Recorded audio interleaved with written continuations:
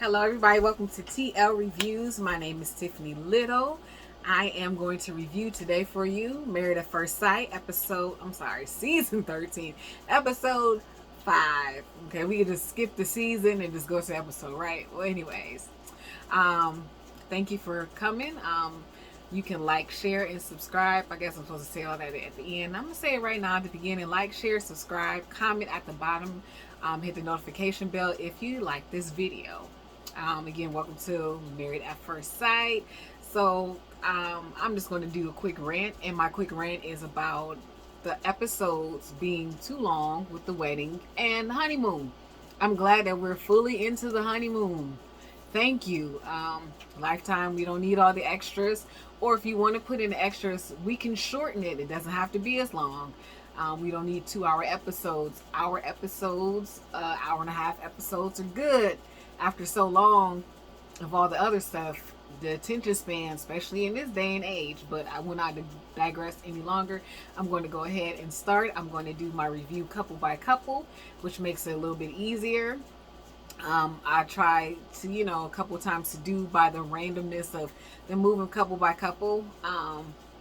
I just like to be able to talk about the couple and then move on to the next one. And then, when they meet with the couples, I try and fill in stuff in between there. So the first couple I'm going to start with, which is my favorite couple, Johnny and Bao. I love Johnny and Bao. I love their communication. I love how they just are able to interact and discuss those things that they feel that are on their heart or what's going on with them. And so this episode, we wake up and we see this episode. We see now we wake up. They wake up. We see Johnny and Bao. And so Johnny kind of looks over at Bao, and says, I heard little creatures last night, and kind of starts chuckling. And he said, I realized it was your snoring. And Bao was like, ah, that little voice that she does, and she commences to smother him. First she chokes him with the cover like, and then she smothers him as he makes a joke, and he just lets her know that he is joking. Bao jokingly tells him, we can continue to keep the pillow between the both of us. In other words, if I'm snoring that much, you stay where you're at and I'll just stay on my side. So, but they're very cute. We finally meet them when they're out on the balcony. They're eating breakfast and enjoying everything, and they're just kind of discussing their day.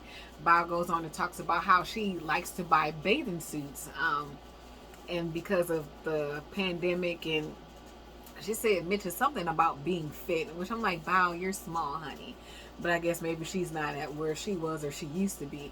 But she said she just kind of wears them around the house like lingerie. And I asked Johnny, is that weird? And then he looks at her and says, yeah, it is weird. It is weird. Bathing suits are not lingerie. The material is breathable for the weather, but not around the house. But to each their own. Johnny goes on and kind of talks about his body and how, he's kind of scrawny and skinny. And then, Bao lets him know, I like your body. I like it. And she tells him how it puts her in the mind of Conan O'Brien, who she says she likes Conan O'Brien because of his awkwardness and he's kind of lanky, so he owns it.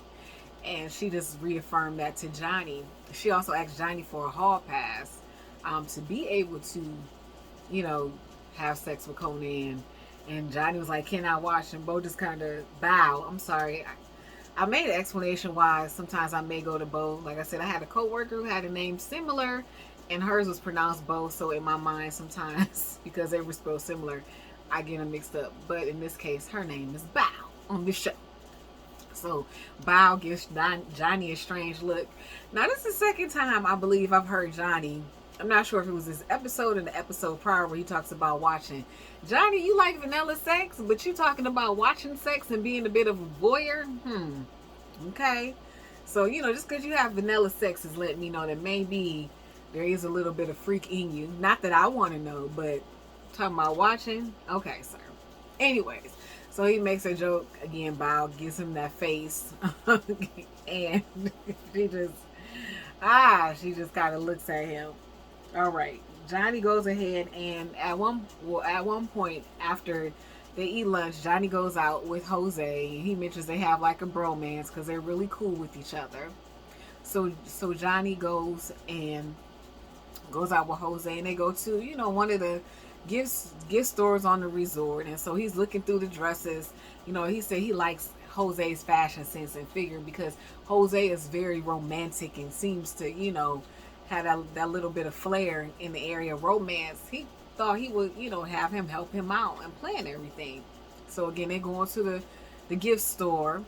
He finds he goes through and looks through all these different dresses, some of the floor print. I'm thinking, Johnny, I don't think Bob would like them. Those are not cute. I mean, I couldn't see fully, but I'm like, some of the stuff. And then, Key was telling him, oh yeah, that would match, or you guys could kind of look good together.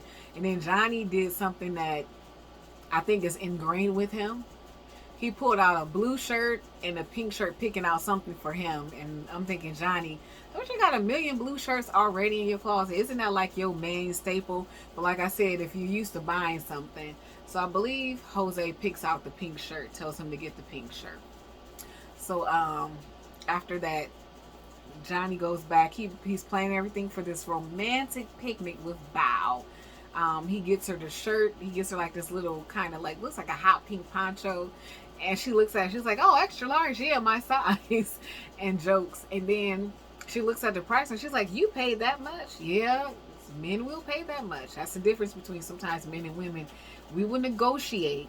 We will, coupon or whatever. Men, I find from my retail experience, before somebody's like, oh, she making generalization. From my retail experience, a lot of times, especially when it was like Christmas Eve, we used to make jokes about that being, men's time to hurry up and get the gifts, and they just go in and snatch something. It didn't matter if it was like 150. If he had it, he was going to get it, pay for it, and then leave out the store and get the gift. As opposed to sometimes as women, we trying to find the cheapest thing if we can get a stack of it or whatever we can get, or use our coupons. No, not the men. They were just going to come in and get it and be out. So Bow, excuse me. Oh my goodness. I'm going to get it right one day. Bow. That's what Johnny did. He went in, he saw it, he was like, I'm gonna buy it, and he didn't care about the price. And so they go ahead, she puts on the nice like poncho, pink poncho, he gets dressed, they go out, he has this nice romantic picnic plan, and then he begins to talk to her and begins to explain in the way it's going, the way you think, the way they're doing the editing, or however they're doing it, that Johnny's about to confess within 2 days, I love you. But as we go on and see, Johnny lets him know that because of how everything is going, he really likes Bao, and he's feeling, in a sense, really vulnerable with her. And Bao kind of just pauses again. Here's the editing. Here's the kind of like that suspense to kind of make you think like, oh my goodness, what is Bao going to say to Johnny? Is she going to respond the same way? Is she going to leave him out in the cold? Is he going to be the only one feeling the intense emotions of like? Let me say that. He didn't tell her he loved her. He said he really liked her. And so is he the only one feeling these intense emotions? And we come to find out that Bao feels the same way. So she lets Johnny know, yes, I feel the same way. Yes, I really like you. Yes, I like where everything is going, how we're meshing. And like I said, their communication to me is great. She was very open to receive it. So this is one of the reasons why I love Bao and Johnny. Johnny admits to 100 first dates. And at one point in the confessional, Bao said he wouldn't have had to do those 100 dates had he just dated her. So she was letting him know, had she picked me in the first place and not ghosted me, you wouldn't have been on 100 dates. We find later on that Bao and Johnny, towards the end of the evening, they're together, and Bao wants to talk to Johnny. I know she caught a lot of flack, and everybody's like, oh, Bao, you're being insecure. I don't think she's being, well, not insecure, but I don't think she's being petty in the sense of, to some people it may not be that much, but for her, she talked about being at a camp and how, she was worried about going to sleep at the camp. So let me go back because I skipped a part. I'm sorry. I do that. I already know where I'm going, and sometimes everything else reaches my mouth before my thoughts come out. But Bao was talking about, went back to talk to Johnny that evening about the snoring because it really bothered her, the joke. And so, like I said, I've seen people talk about, oh, she's being petty. We all have something that we struggle with that really bothers us. And even though it may not be significant to that other person, it is to us. And so until we work through and deal with that and we feel comfortable and safe, sometimes that is going to be the one thing that we have to kind of wrestle with and figure out. I'm glad that she felt safe enough and okay with Johnny, and I'm glad Johnny, explained to her that he's not bothered by the snoring, and I'm glad that he allowed her to explain that. Look, I went to a camp, you know, I had an issue with it, was afraid of it, snoring or whatever. I'm insecure, and so I'm glad that she was able to talk to Johnny about that. Again, I know we all got insecurity, especially when you're in a relationship. For those who enter a relationship at 100% capacity without feeling like any type of insecurity, I commend you. Some of us, we have our insecurities, some of us have our hurts, some of us have things that we thought we may have worked through, but sometimes you find when you get in a relationship, even those things that you feel like you worked through, the relationship will ruffle the feathers of those particular situations, thoughts, insecurities, and here they are again presented. And then you just have to figure out, hopefully, how to deal with that insecurity. Hopefully, you find different mechanisms to deal with it in a healthy way. But again, when you're in a relationship, there's things that you thought was dead and buried that all of a sudden have resurrection life, okay? And you have to figure out, how do I deal with this particular thing right now in my life? So that's Bao and Johnny, and there'll be a little bit more discussion about them when I get to, all the couples. Next is Merla and Gil. Okay, so Merla, we meet them in the morning, like the others, and it's breakfast time. And Merla complains there's no protein, there's no almond milk, and there's no beach. So Merla's still upset there's no beach. They get breakfast. She orders some milk. She didn't get the milk. She told Gil, can you smell the milk? I don't know if Gil, she's like, you don't know if it's almond milk or whatever. If he's not a drinker, Merla, then he might not know the difference between the taste of milk and almond milk and regular milk. Because in a sense, they almost taste a little bit. I feel like almond milk has more of a similar taste than soy, but it's still not quite milk. So, cut the brother some slack. There's no beach. I kind of get it. I mean, it's probably one of those resorts back in the day that was built at its time. When I'm looking at the resort, I'm just going to say this. When I'm looking at the resort, like even when I watched episode 6, and I looked at the overall resort, it's very pretty. They're in the Key West. Independent. First of all, we got to think about certain areas are always hyped up, regardless if you think it's the bomb or not. Like we always hear about the Hamptons. I haven't been to the Hamptons, but I don't know. Some of the houses might not be that great. Sometimes we go to places and people like, oh, they're wonderful. And you get there, you don't think it's the best. First of all, you got to think about the name, how much it's hyped up. And then two, you got to think about when it was built. I'm not saying there weren't other buildings, but we're in the time of COVID. Again, we don't know if there's certain stipulations, certain places that will allow the camera crew to come in. We don't know the rules of some of these places. So this may have been the best place they can find.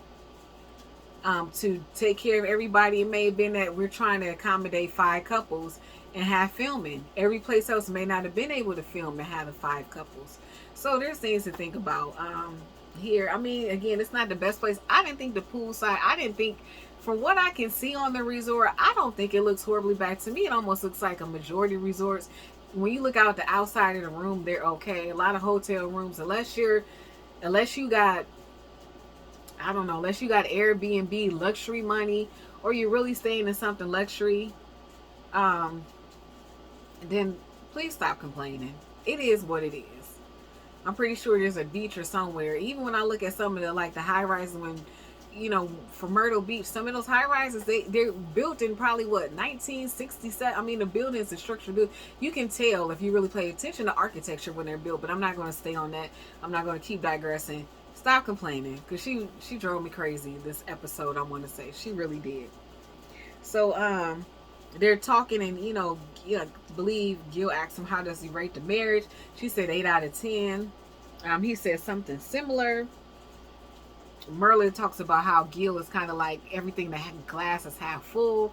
He kind of says she's the glass half empty type of thing. I mean, she said he could be in the desert somewhere and he would still think it's okay. So I like that. I think sometimes you have to have that perspective. Everything is drag, even though you may feel like it can dampen what's going on and dampen the people around you.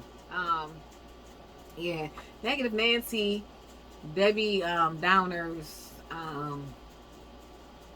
Yeah, we're trying to vacation, enjoy our honeymoon. Can we at least do that? Can we find the beauty in, look? You just got married. I just got married. We're trying to establish a relationship. Now this is something you've been wanting, and now you, ugh, girl, come on. Anyways, so Marla. Okay, so Gil appreciates Merla's realness and that she won't change, and he appreciates that he feels like she'll be honest. Yeah, I mean, even if she is honest, I don't know how much of it's real or perspective. We all feel like certain things are real, but is it really real or just what we consider our own facts? But, anyways, they debate about each other's, again, views of optimism, pessimism. Gil tells Merla, at least you're not a Karen. And she was upset that he said, she's like, I can't believe you make the comparison. Gil, like, which, Marla, you don't seem like it, but the characteristics the way you complaining puts you at a borderline. I'm sorry. After after that, we see Gil goes down and he meets with the other couples. So Gil is by himself for a little while. Gil, I'll get to that later. Gil lets everybody know that Merla is still working. And at one point he uses a Wilsina, I call it Wilson, like he's on cat, like he's in the movie Castaway, and says Wilsina had fun. He painted, I'm sorry, he drew her face on on the volleyball. Oh, it was funny. And with the little 3 eyelashes. Merla talked about her eyelashes and getting her eyelashes done. Don't let her see that you done gave her them few little eyelashes when she like her eyelashes popping and full. Okay, Gil, don't play with her. Don't play with her. Gil again brings up kissing. Merla talks about she is not kissed on anywhere from the first to third dates. So Gil, I'm sorry, I missed the part. So Gil and Merla go to dinner that night. And so they're sitting there. Gil kind of talks about, gives her, because she asked for the tea about what went on during the day, but he ain't give her all the tea. He ain't give her the tea about him running his mouth. But he talks about how everybody, has kissed, and how he told everybody that, he's kind of, licked her face, licked her cheek, or wet her cheek. And she's like, ew. And, she talks about she doesn't do any kissing on the first few days. So we don't know if he's going to get a kiss on the 4th date. It's the 4th day of their marriage, so anyways, it don't look like he's getting kisses still. Gil is physical touch. Merla's not. Merla is more, Merla seems like she's gifts, but I feel like she's in quality time, I believe. They both only really had 4 serious relationships.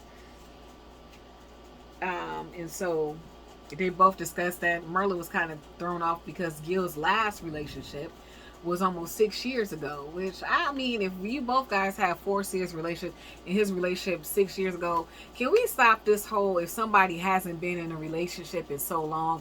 Yes, there are gaps. Yes, there are things that do happen. Yes, life happens. Yes, sometimes people get too busy. Maybe he's dated even though he hasn't had those, serious relationships. I'm sorry, I got something in my eye. And so I keep blinking like, yeah, I don't know what I got in my eye. Sorry. But anyways, sorry. It looks a little nuts. But anyway, so can we just stop trying to make it seem like if they haven't had a relationship in so long, they may have dated, that there's something the matter, especially if we've only had so many serious relationships and we're not married. Can we stop? We're getting married, he's getting married. So can we stop kind of treating sometimes guys like there's something the matter with them because they're not married? Because it could be the same said for us as ladies while we're not married. I mean, I do have this belief about, men being able to choose, but I know sometimes, again, men like to have certain things lined up financially too before they get married. Some of them are using it as poppy crock.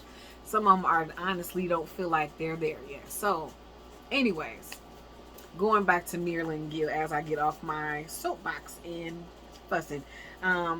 He did mention, something about quilting her a blanket. She's like, she ain't want the quilted blanket. When he mentioned the Cartier bracelet, she was all for it, honey. She want that Cartier, not Cartier.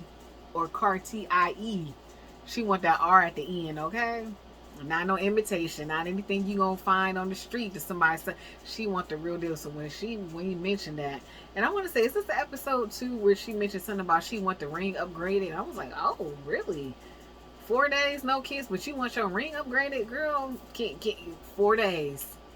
If he got to wait 4 dates in to get a kiss, you need to wait for a while before you get that ring updated. And I'm not saying you need to trade for the other, but it's a little presumptuous to ask for an upgrade on your ring and there's no kisses at all. Okay, he gonna take it slow, you gonna take it slow. He gonna take his pocket slow, you gonna take your lips slow. Good trade-off. Anyways, I know somebody gonna be like, it shouldn't be that way. I'm just making a joke. Okay. So they talk about that last 6 years, and then Gil continues to make jokes about Merla.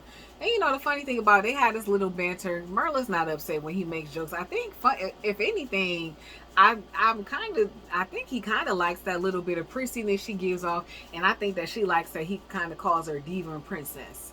So it's this kind of dynamic that they have. I'm not going to call it weird or strange because every relationship has its own dynamic, but I think she likes that dynamic where he kind of like, diva and this, and that, and the other. And she's like, yeah, she embraces. To her, it's not an insult. To her, it's like, okay, yes, I am spoiled. Yes, I am a trip. Yes, I like what I like. Yes, I'm pampered. Yes. She, in a sense, I don't want to say because she does have her own job and her own thing. She likes to find things, but in a sense, she does have a mindset of a woman who wouldn't mind being kept and doesn't feel offended if somebody knew she was kept, or women who like money and like their things. She's not offended by it. And when I say kept woman, I'm not saying she's a kept woman because Merla has worked hard to get where she's at, but I'm saying kind of like that the ideal or just finding a comparison. It's not the best comparison. Sometimes you can't always find the best, but it is what it is, and I'm not going to apologize for the comparison I use. So I'm gonna keep going. All right, so I'm just going to cover Zakayla. Zakayla, which is Zach and Michaela. Zach and his wife are sleeping separately. He talks about, because he finds out that he has tested positive for the COVID, for the 19. Poor baby, he got the 19. And so he's talking about he has some chills, he's very fatigued, he's in the bed. And then we see Michaela talking about who has a slight fit. She talks like Zach is going to die. Talking about, I didn't do this to be single, it's not fair, and it's not other. So I'm gonna say it like this. I understand why Michaela's upset. You come on, you get married, you come on your honeymoon, you look forward to spending time with your new husband. They seem to mesh pretty well. She didn't got her some good sex, which she probably wants some more of, and that's probably part of the reason why she's throwing a fit, because she's been traumatized, okay? But Michaela, on the other end, he has the 19. It's contagious. You tested negative right now. We don't know, because he might have had it longer than you. We don't know if in a few days.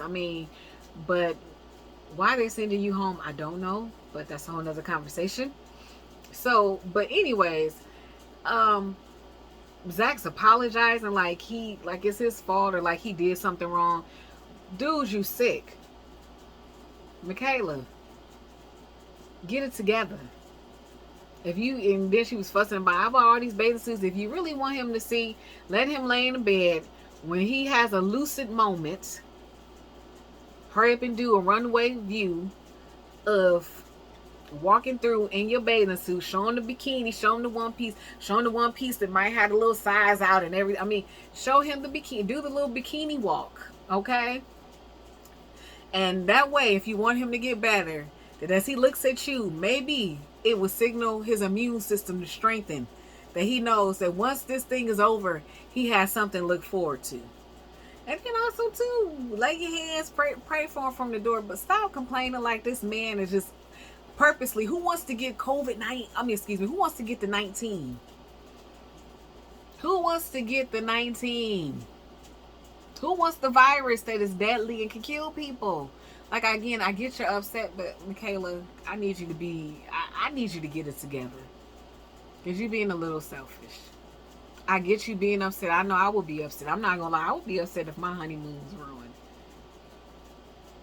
But at this moment, I think I would too be more worried about his health and trying to make sure he stay here than fussing. Okay. So leaving Michaela and Zach, that's about all we get. Michaela does call Rachel and Jose at one point to let them know that Zach has the 19 and that she's going back to Houston, which I'm not sure why they let her go back to Houston, because even with him testing positive and her, even though she took a negative test, she still could be in the incubation period. And they should have stayed in separate rooms, and they should have made sure to give her a test in another few days, because they only been there what 4 days, I think, and she still needed three to 6 more days to make sure that she was good and she didn't have it. So I mean, it's just crazy. So she should have stayed quarantined too, but again, I'm not going to digress. I'm going to go to Ryan and Brett. So Brett wore this cute little bathing suit. I think I did miss the beginning of them waking up together, but I'm trying to think, is this the episode where Ryan was kind of looking at her like, if she had not, acted crazy on the plane, he would have left her. Maybe that was the 4th episode, but we just see them, we got them waking up. Then they go to get massages. Ryan wants kids now. Brett wants to move slowly, especially when it comes to sex. She's waiting for the intimacy. Ryan mentions at that moment that his engine is roaring. He's ready to have sex at an odd time when they're getting massages. We find that they talk later on that evening, after going out, that Ryan wants 2.75 kids. I'm not sure what 2.75 children is. I'm not sure if that's like 2 whole children and then the other one is, I don't know, maybe 3/4 human and maybe 25% alien. I'm not sure what that means. Extraterrestrial. Maybe he wants a little bit of ET and human. I don't know. I don't know what he wants. Maybe he wants I don't know. Anyways, so he wants that amount of children. He wants, like, I believe, is it 2 boys? He wants 1 boy and 1 girl, or 2 boys and 1 girl. Brett is growing in. I just wrote, Brett is growing in her attraction to him, and Ryan is a dry joker. I just realized Ryan is kind of dry, and so his sense of humor, how he says stuff, it's not very.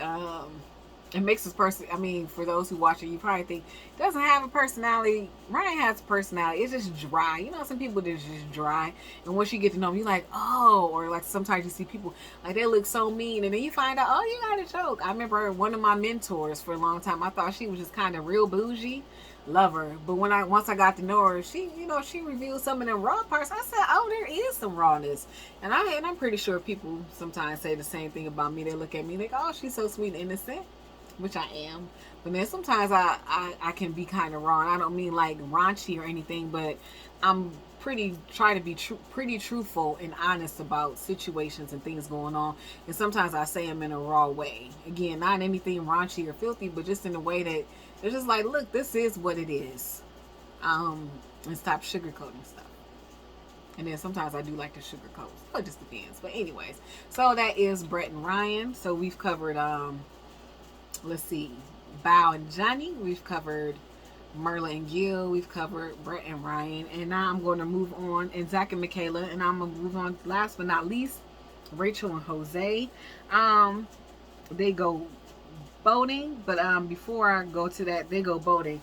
But before I go there, they wake up in the morning, and Rachel explains to Jose about I just believe kind of like feeding her and treating her like a child. That she doesn't like to be treated like a child, and by him feeding her, by him, doing certain things for her, it's not working for her. feeding her, brushing her teeth. She thought that was pretty darn creepy, and I think so too. And even though he seemed like he was joking, it did seem pretty creepy. She doesn't need you to brush her teeth. I get the sentiment. I get that you're so excited. I think with Jose, his excitement is, I'm so excited to be with you. What can I do for you? Let me do this. And if you're not careful, like I said, it comes off creepy. It comes off pushy. It comes off controlling. When you're just so excited, you just want to do all these things for her. But slow your roll, dude. Slow your roll, and get to know her and figure out the things that she might like for you to do. It's good to be attentive, and I believe, there is a niceness about being attentive and feeling secure. But get to know her first before you just overwhelm her with so much of you, so much of Jose and your personality. Love you, Jose, but there's a lot, dude. This too much, sir. Okay, too much. Anyways, and so later on in the episode, we see that they go boating. Rachel is able to catch a fish, and she's excited about being able to catch the fish on her own. So this is the episode where we learn that Rachel is really trying. It's like really a fight for her independence in this relationship, because she's now going to have to learn to be interdependent. And I think that's where a lot of us sometimes can learn, especially in relationships, when you come from being independent. And I think one thing that contributed to her having an independent mindset also is her dad told her basically to make sure she had her own money and never depend just in case things happen. And so that is very true. But we also have to teach the component of, yes, you make sure you have your things, you take care of your business, but at the same time that you have to leave space for people to be able to help you, because no man is an island unto himself. And we as people, I know we hurt, people hurt us, things hurt, relationships hurt, but we are not created to do things alone. We are created to allow people to come in and speak life to us, help us, and do all these different things. And so I think for Rachel, I'm learning to allow Jose, especially in the area of marriage, and it gets harder as you get older, to be able to loosen the reins and allow someone to come in and kind of rearrange the things in your life when you have a particular order of how you like things done. And it's going to be the same for Jose too. Jose is also, even though he's jumping in and he's excited and he wants to provide and take care, he's also going to have to allow certain things in his life also to be, rearranged in his relationship with Rachel.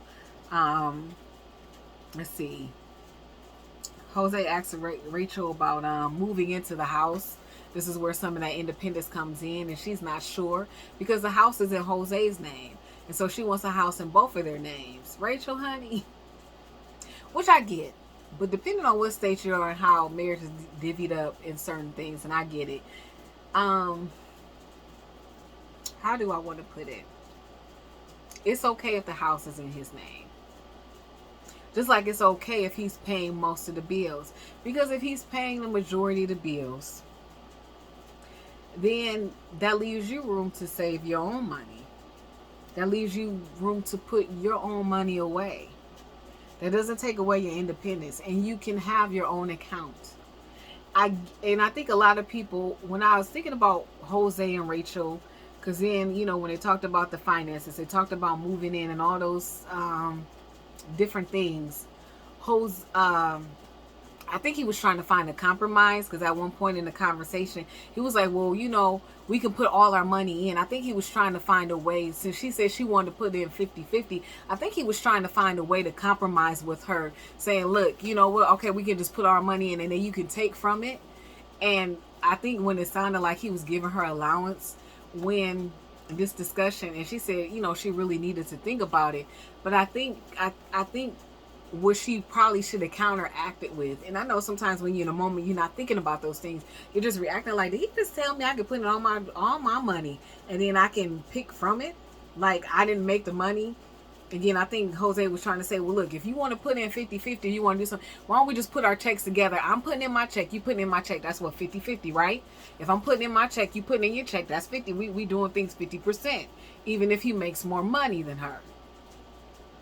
So let's think about this. Now I'm putting it in, And then, you know, whatever you need, you can take out, since your money for bills, you want to pay bills, right? If we really thinking about the conversation, if she's putting in her money and she wants to contribute to the bills and we're putting it into this joint account, then what he really was saying to her wasn't as bad as it sounded. And he says you can take out whatever you need to take out from it, or whatever is left over. So if we really think about what Jose is saying, okay, Rachel is putting an argument, I want to pay 50%. So again, if we're doing 50-50, and I know somebody like, it could be half and half. If we paying 50-50, I'm putting in my money, you putting in your money. We're both paying. Then whatever's left over, he's just saying if there's something left over after we pay everything, you could pull out the differences. Basically, in the sense of what I feel like he was saying. It just didn't sound right. And because we have this view of Jose as controlling and kind of smothering as a husband, sometimes we can't see past, because we're going to quickly get offended and get emotional and saying this, instead of stepping back and saying, what is he really saying? Is he really saying that she's taking allowance, or is he trying to find a way to compromise, to feel like, okay, so you don't want me to pay everything, we'll just put it all in, and then whatever's paid afterwards, you just pull it out. That's basically what he's saying. He ain't trying to take her money. He's just trying to find a way to meet her in her independence, even though he has set up his lifestyle to provide. And again, I don't think there's anything a matter, because I hear the argument all the time, men need to provide, men need to provide. And here we have a man, regardless if we think it's controlling or not, that has worked hard on his credit, got where he's going. And not saying she is, because she's not good with money. The reality is Rachel is not good with money. And I would get to that when I kind of discuss season 6 not season 6, episode 6. But she's not good with money. He's good with money. And so I think his thing is just trying to make sure everything's, his whole thing is, I set up and make sure, in which a lot of men do. That's why sometimes I think even as women, we need to talk to men and get men's views about things instead of just assuming, because women, we have our views. And so my understanding as women, we like security. That's why so many of us can have jobs and be independent, because we like that security. And it's upsetting to have that security messed up. Women like security, and men like to be able to provide. A man likes to be able to provide. So again, as I was saying, he's built this whole thing so he can make sure his wife is taken care of. And that's what he wants to do for him, regardless if we call it archaic, whether we call it, misogynistic, whether we talk about we want a man, and here's a man who wants to do that, and now we fussing because of how he's dealing with Rachel. Can we stop being so, double-minded? Or at least say there has to be a balance. Because if I marry somebody, I'm sorry, I want him to be secure. I want him to have things handled. Am I going to continue to work? Am I going to continue to do? Yes. Because I'm just independent by nature. But I also want to take some of that independence and learn to be interdependent, and allow him to be a man, and allow him to do what he wants to do for me. And if I learned anything in my last relationship, it was allowing him to do what he needed to do, and allowing him to do those things for me, and being okay, and not thinking it's going to mess with me as a woman. I'm still intact. I still work. I still know who I am. If he wants to pick up stuff, it doesn't mean I'm taking advantage. By me paying 50-50 does not, by me feeling like I'm putting 50-50, it doesn't mean I'm not, if I don't put in 50-50, does not mean I'm not putting in anything in a relationship. Because if we think back to the traditional ideas of marriage, and I think this is where a lot of things get skewed, and I am going to stay on this for a second. You used to have a traditional home where, yes, the men did have the purse strings, and yes, you did have some abuses in the relationship. But take a good relationship where maybe the man wasn't misogynistic and he loved his wife and he took care of home. I mean, he went to work and made the money and did whatever, and she took care of home. She was just a contributor to whatever needed to be. She was that peace. She set up peace in that home. She made sure dinner was made. She made sure the kids was taken care of. She made sure all the essentials. She still did work. And I think what happens is, and I'm about to go on my soapbox, and I've always said this, is that we have this idea for people who are homemakers that they're not working. as a person who was a single parent, who worked, when I would come home, I was tired. So not only am I the breadwinner, but now I got to take care of everything. That's not life. I'm sorry. By a certain age, I did everything that I needed to do because of how I was raised, being a black woman and all those other contributions. But there would be some days it would be nice if I could stay home and take care of home and didn't have to worry about certain things being provided for. And I did double work. I worked 2 jobs. I was a mom and I worked another job, whatever job that was. And I think this whole idea that if you stay home and you take care of home and you're not working, you're doing something, you're lazy. No, there's always stuff to do. And if we're honest, especially if you're a single parent, and how we had to handle things, you realize you were working 2 jobs. And if you working 2 jobs and then trying to be a parent, that's 3 jobs, or how many ever jobs you working and ends me, plus add on a job of being a parent and taking care of home, you got 4 or 5 jobs. So I think the ideal is that if I'm at home or he's providing, I'm not contributing. If you take care of home, if you cook dinner, if you took care of the kids, whatever needs to be done at home, that's a whole nother job. You are contributing. Just because he's making money doesn't make you any less. A career doesn't make you a person. Not having a career does not mean you're not nothing. So that's just my whole spiel. I'm gonna leave it right there. And finish with Jose and Rachel. That's all I'm gonna say, because I can go on and on and on. Like I said, they talk about children. Rachel has financial issues and wants Jose to help her out. Again, like I said, Jose wants to provide. I don't think there's anything. I don't think there's anything if Rachel feels better doing 50-50. But I just want us to get out of this idea that if this man works, or if we stayed at home and he worked and we took care of home, that we're not doing anything. Because that's a lie. A mother, a stay-at-home, a homemaker, keyword homemaker, that makes the home, that cooks, that cleans, and makes sure things are running. She's running her own mini corporation. It may not have a name, it may not be thousands, it may not be bringing in thousands of dollars, but guess what?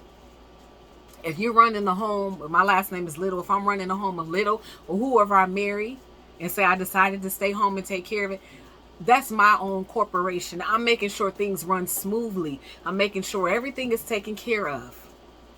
And that's still me being a boss. That's still me being a businesswoman. That's still me doing a lot of things, making sure I'm taking inventory.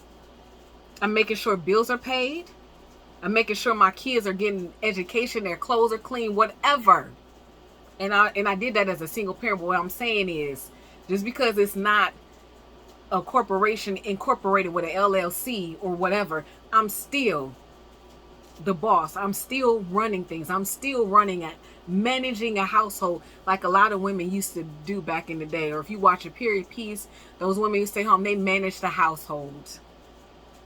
Yeah, they may have been bigger, managing maids and butlers and footmen and all, but it was still, you're managing your household.